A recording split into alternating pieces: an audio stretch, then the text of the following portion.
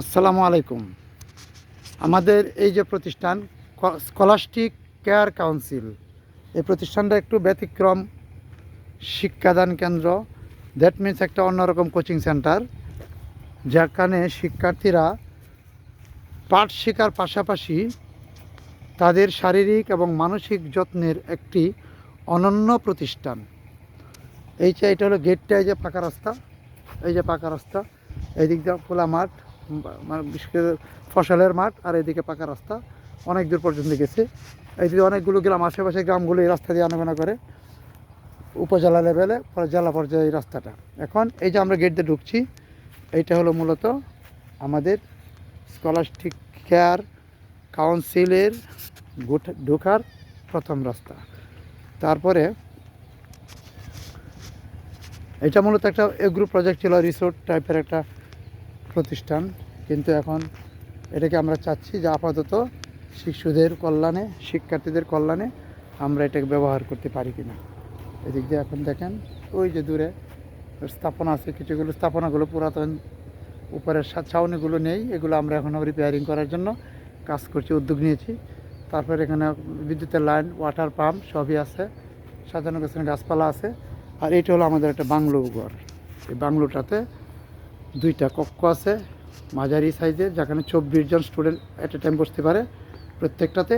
আর প্রশস্ত বারান্দা, মূলত বারান্দাগুলো 6 ফিটের উপরে একটা বারান্দা। তো আমরা প্রথমে একটা রুম দেখাই।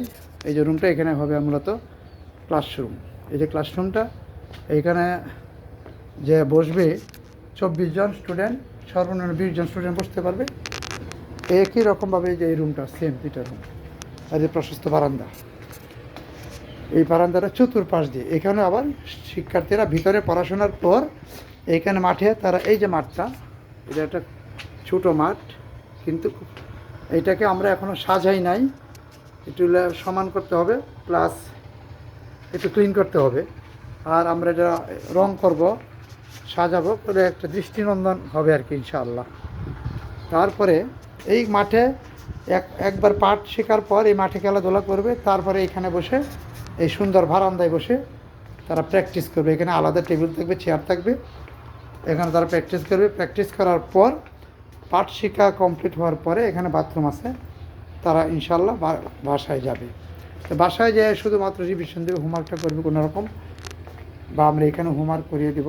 বাচ্চারা যাতে টোটাল কেয়ার পায়, বিশেষ করে 6ষ্ঠ থেকে 9ম শ্রেণী, 10ম শ্রেণীর শিক্ষার্থীরা একটা সময়ে পড়বে, আর অন্য একটা সময়ে প্রাইমারি স্কুলের শিক্ষার্থীরা পড়বে। তো আমাদের পাঠদানের পদ্ধতিটা হবে একটু ব্যতিক্রম, সেটা ইনশাল্লাহ পরবর্তী ধাপে আমরা আলোচনা করব।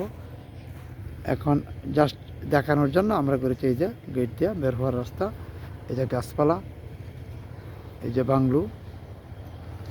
এটা একটা এগ্রো প্রজেক্ট, ওই পিছনে অনেক বড় প্রজেক্ট। এখানে প্রায় আমার এখানে 6 একরের উপরে জমিতে প্রজেক্টটা, প্রায় 7 একর। তো এটা নিয়ে আর কি একটা রিসোর্ট সিস্টেমে প্রজেক্ট তৈরি করা যায়, এবং এখানে যদি মাছের চাষ সঠিকভাবে করা যায়, এই প্রজেক্ট থেকে বছরে 1 কোটি টাকা প্রফিট করা যায়। এখানে আরও অনেক কিছু করার সুযোগ রয়েছে, একটা কৃষি মার্কেট চালু করতে পারি।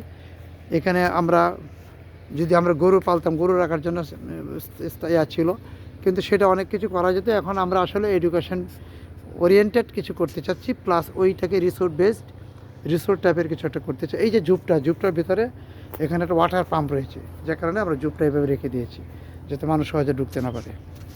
তবে এটা আমরা আরও দৃষ্টিনন্দন করবো ইনশাল্লাহ অদূর ভবিষ্যতে, আগামী কয়েকদিনের মধ্যে।